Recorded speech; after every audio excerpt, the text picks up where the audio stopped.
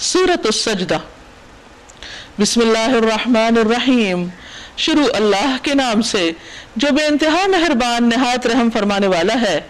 الف لام میم، الف لام میم، تنزیل الکتاب لا ریب فیہ من رب العالمین۔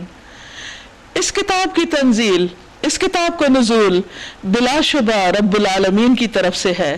یہ کسی انسان کی لکھی ہوئی نہیں، کسی فرشتے کی تصنیف نہیں، کسی جن کا کلام نہیں، یہ اللہ کی کتاب ہے اور اللہ کی طرف سے آنے میں، نازل ہونے میں اس میں کوئی شک نہیں۔ ام یقولون افتراہ، کیا یہ لوگ کہتے ہیں کہ اس شخص نے اسے خود گھڑ لیا ہے؟ یعنی ان کا خیال ہے کہ محمد صلی اللہ علیہ وسلم نے خود لکھا ہے اس کو، اور نعوذ باللہ وہ اللہ پر جھوٹ باندھ رہے ہیں۔ بل هو الحق من ربک لتنذر قوما ما اتاهم من نذیر من قبلک لعلهم یہتدون۔ نہیں، بلکہ یہ حق ہے تیرے رب کی طرف سے ہے تاکہ تو خبردار کرے ایک ایسی قوم کو جس کے پاس تجھ سے پہلے کوئی خبردار کرنے والا نہ آیا، شاید کہ وہ ہدایت پا جائیں۔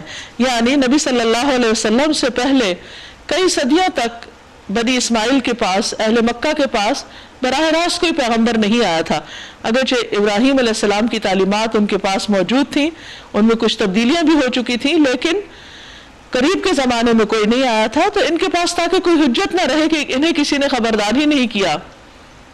اللہ الذی خلق السماوات والارض وما بینہما فی ستۃ ایام، وہ اللہ ہی ہے جس نے آسمانوں اور زمین کو اور ان ساری چیزوں کو جو ان کے درمیان ہیں 6 دنوں میں پیدا کیا۔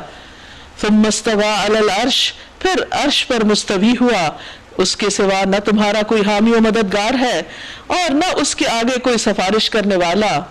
پھر کیا تم ہوش میں نہ آؤ گے، سمجھو گے نہیں، حقیقت کو نہیں مانو گے؟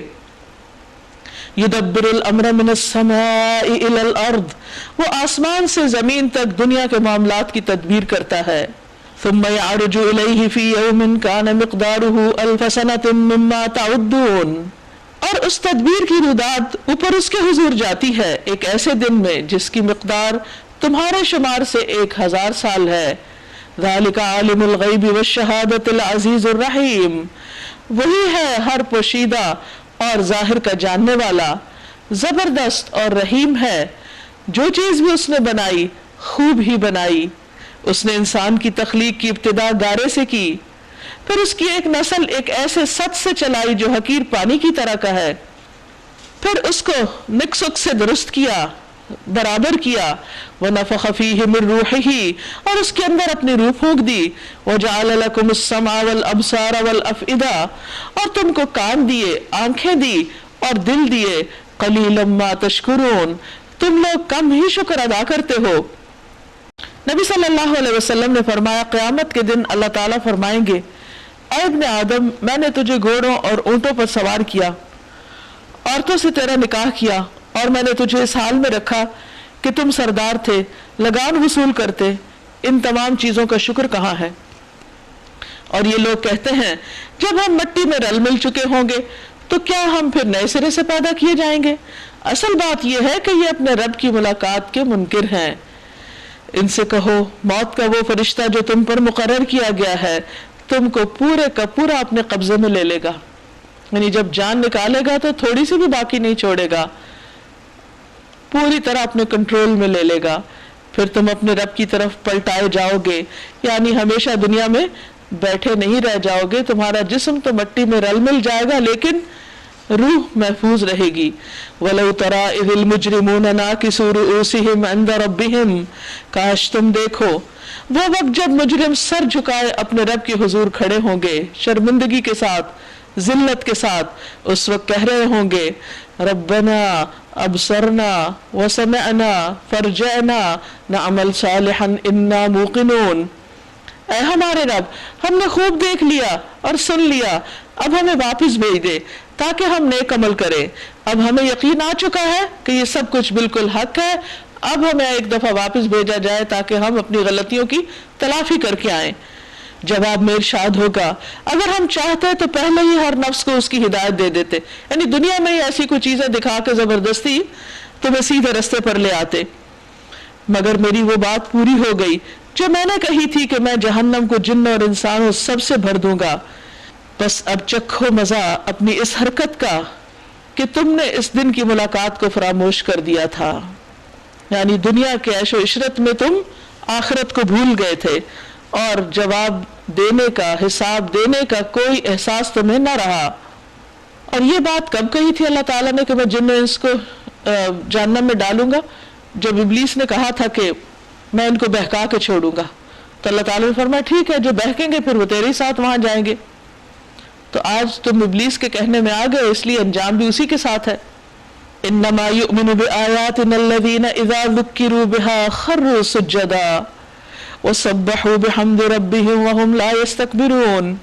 ہماری آیات پر ایمان تو وہ لوگ لاتے ہیں جنہیں یہ آیات سنا کر جب نصیحت کی جاتی ہے تو سجدے میں گر پڑتے ہیں، جھک جاتے ہیں، ان کے دل اس کی طرف مائل ہو جاتے ہیں اور اپنے رب کی حمد کے ساتھ اس کی تسبیح کرتے ہیں اور تکبر نہیں کرتے.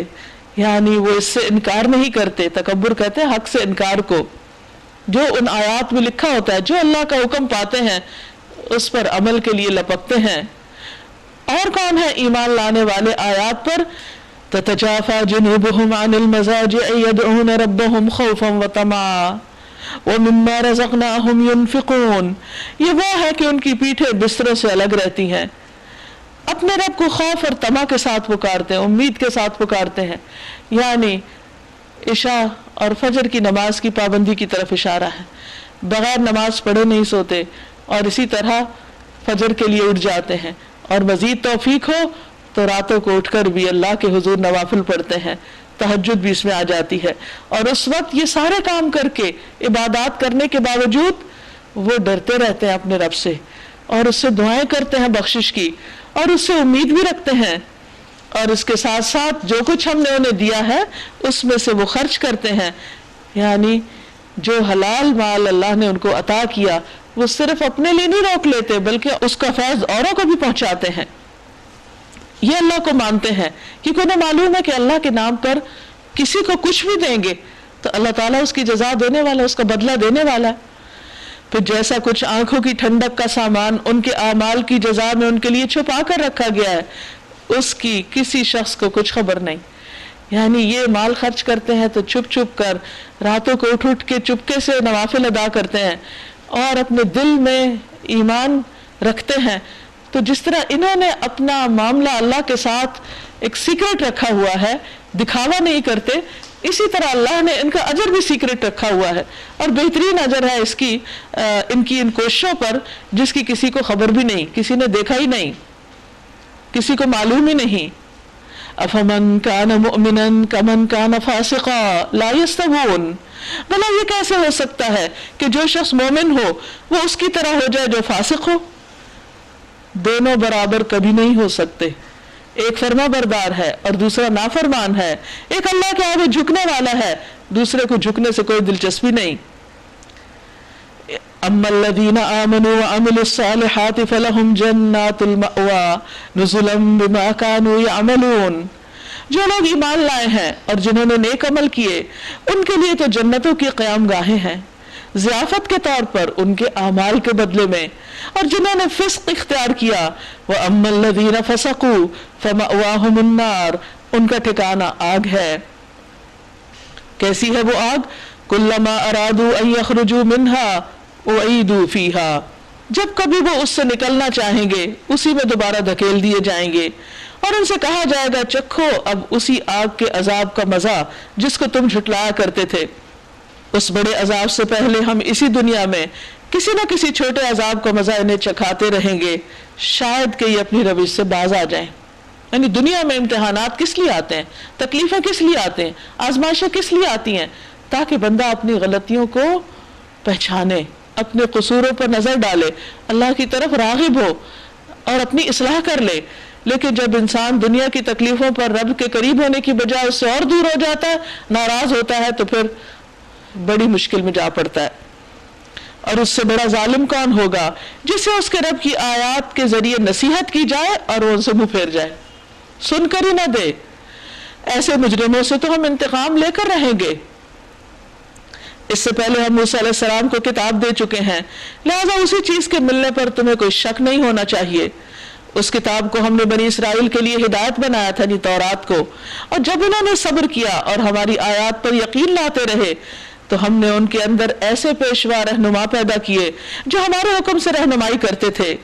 یقیناً تیرا رب قیامت کے دن ان باتوں کا فیصلہ کرے گا جن میں بنی اسرائیل باہم اختلاف کرتے رہے۔